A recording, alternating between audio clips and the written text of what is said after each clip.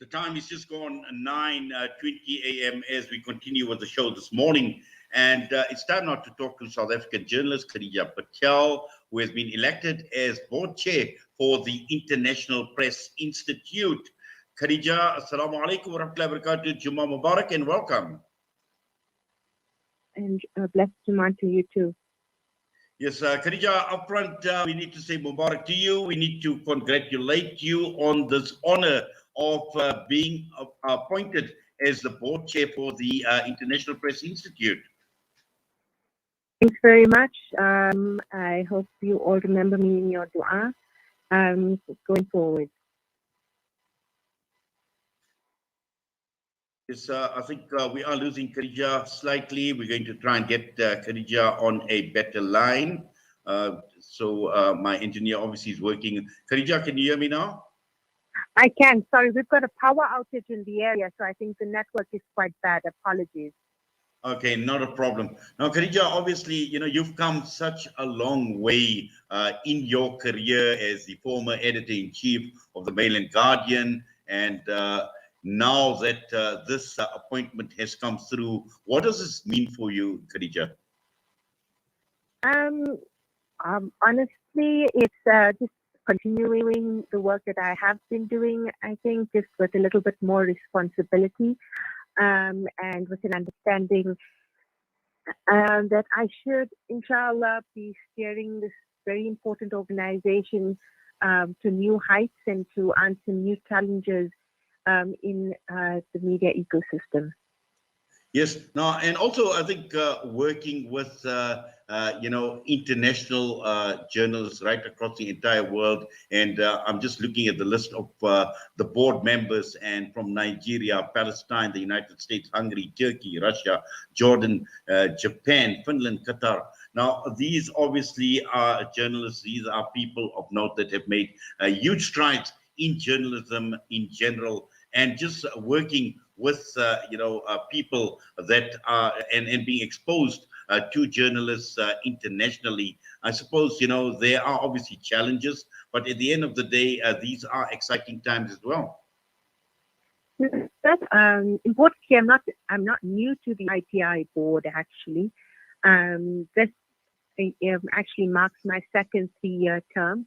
I had originally served the first term beginning 3 years ago, and I was elected vice chairperson then. So not new to the board, and as you've related, some of the countries, some of my colleagues are from on the board. It is a very special group of people. They bring expertise, from right across the world, and it's always fascinating when we get together to actually listen to the challenges, the experiences, and indeed the triumphs that each of us have experienced.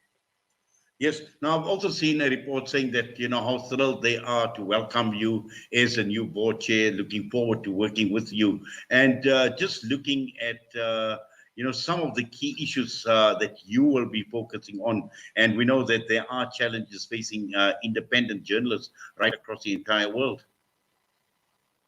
Certainly, I think for me, as I said, this is an institution that's over 70 years old, and I want to ensure that it's well equipped and evolves to meet the challenges of the current day. The media ecosystem, like I said, is in flux.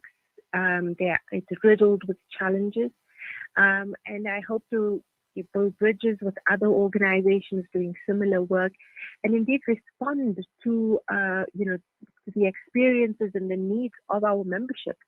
We've got members right across the world, and what we always try to do is to respond to the needs that they have. So really, I think that for me, it's ensuring that the organization is geared to do that, and that we're able to work across geographies, no matter how challenging it is. And indeed, you mentioned Hungary and Russia, for example. These are exceptionally difficult circumstances for journalists to be working in, and certainly my colleague in Russia, for example, this week was labeled a foreign agent. So I think, for us as an organization to understand how we can help our colleagues across the world, people who are determined to tell the truth, and stand up to power, and ensure that we work with them and indeed try to persuade governments to ensure the viability of a free press around the world. Yes. Now, I know previously you were described by even former US President Barack Obama as a fearless journalist. And I suppose these are one of the big challenges that are facing independent journalists right across the world. Yes. So, this, certainly is a rising tide of autocracy across the world is certainly an immense challenge for media. The my role at the eye is, of course, what I call my almost a side gig. My day job is actually with the International Fund for Public Interest Media, a new organization that is seeking to meet the challenges of financing media.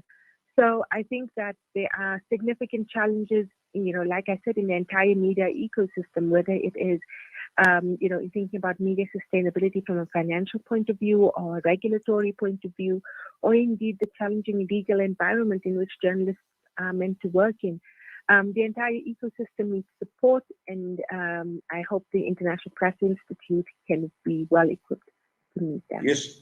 Now, obviously, filling big shoes, and I know you have made reference to Marcus Pullman, and he's obviously been the chair for a while now, and I know you have worked with him in the past. What does it mean just filling in the footsteps or the shoes and following the footsteps of Marcus Pullman?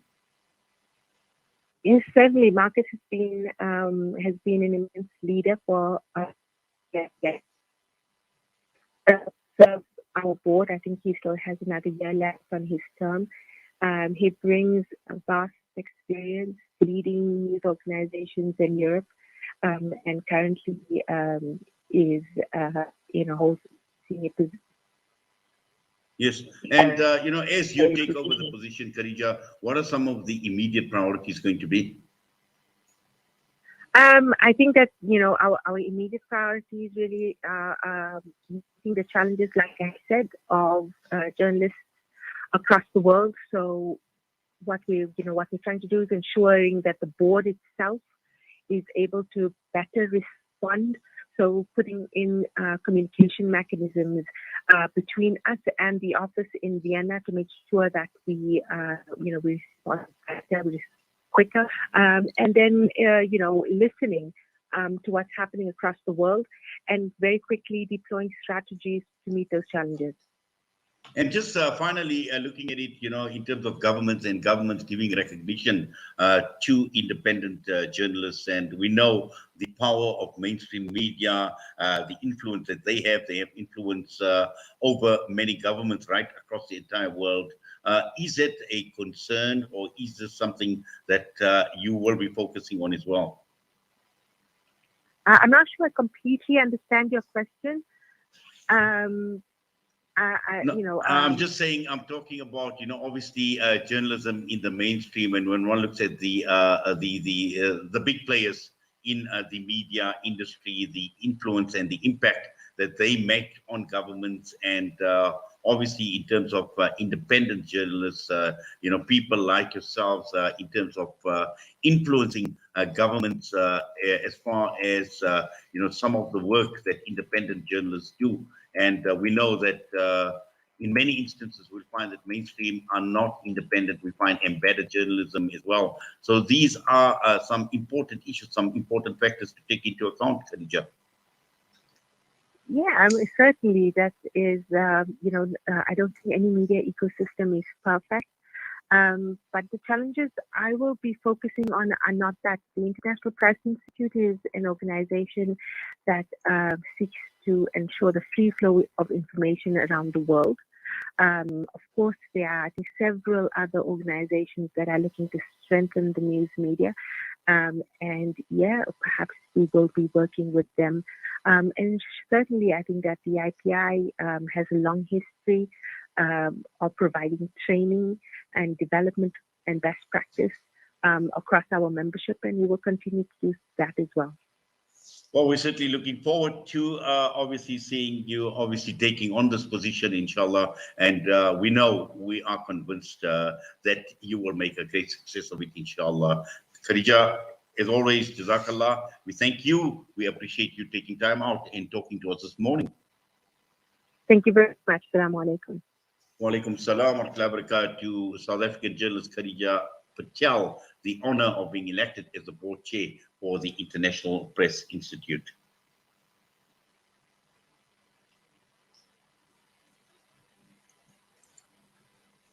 Every 60 seconds, a silent pandemic claims the life of a child.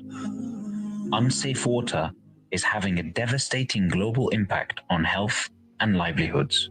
Islamic Relief is at the forefront, providing clean and safe water to vulnerable communities around the world. Our tailored approach to sustainable water solutions enable families not just to survive, but to thrive, ensuring they stay healthy and safe. Give water, give life with Islamic Relief. These days, I'm more health conscious than ever. So tonight it's stir fry for dinner, cooked in healthy Helios pure sunflower cooking oil. Helios is pure sunflower goodness, packed with omega-6. That's good for your heart and is approved as part of the Heart and Stroke Foundation eating plan. Dinner's ready! Helios, pure sunflower cooking oil. A healthy family is a happy one. The combined